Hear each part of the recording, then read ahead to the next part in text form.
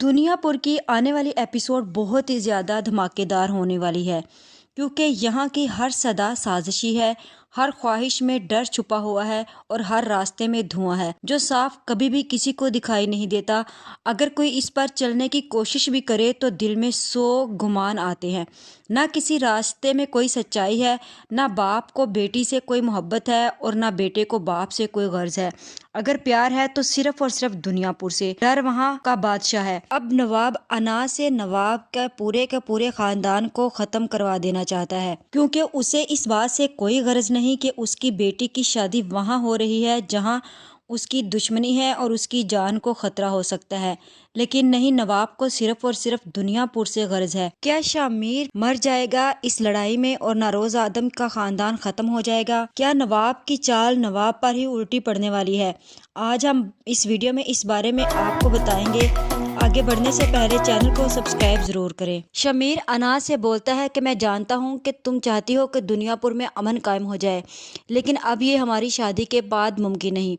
जिस पर अना बोलती है कि मैं जानती हूँ सब कुछ। और फिर अना शमीर से बोलती है कि जिंदगी में हर कदम इज्जत मोहब्बत की वजह से नहीं लिया जा सकता। कुछ फैसले करने के पीछे इतनी बड़ी वजह होती है कि उन्हें लफ्जों में बयान नहीं किया जा सकता। दरअसल अना जो है वो शमीर को यही बताना चाहती है कि उसने शादी जो है वो अपनी मर्जी से नहीं की, और उसने शादी सिर्फ और सिर्फ नरोज आदम से बदला लेने के लिए की है और उसे ख़त्म करने के लिए यहाँ पर आई है। जिस पर शमीर बोलता है कि अगर तुम चाहती हो कि ये जंग ख़त्म हो जाए, सब कुछ ठीक हो जाए, तो ऐसा कुछ कभी नहीं होगा।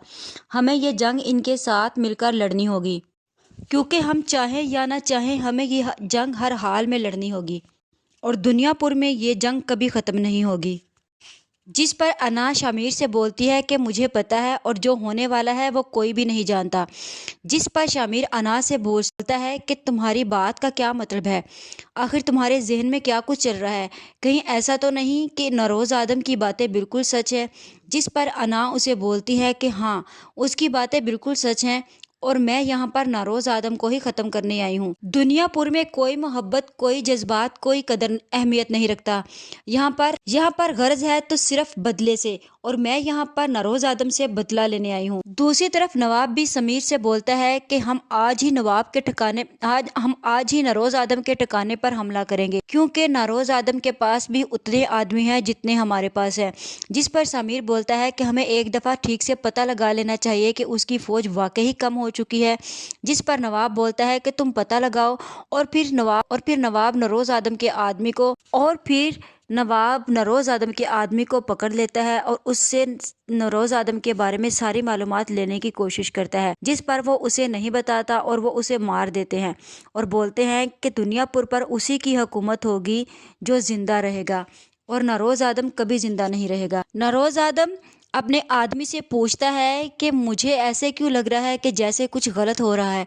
हमारे आदमी समझ में नहीं आई कि कहाँ गए। शमीर की बारात के साथ भी हमारी गाड़ियाँ कम थी और फिर पीछे से भी कम हो गई, इसीलिए पता लगाओ कि क्या चल रहा है। अभी वो दोनों बात ही कर रहे होते हैं कि अचानक से फायर शुरू हो जाता है और फायर जाकर नरोज आदम की भतीजी को लगता है और वो वहीं बेड पर गिर जाती है। आपको क्या लगता है कि ये सब कुछ नवाब के आदमी कर रहे हैं?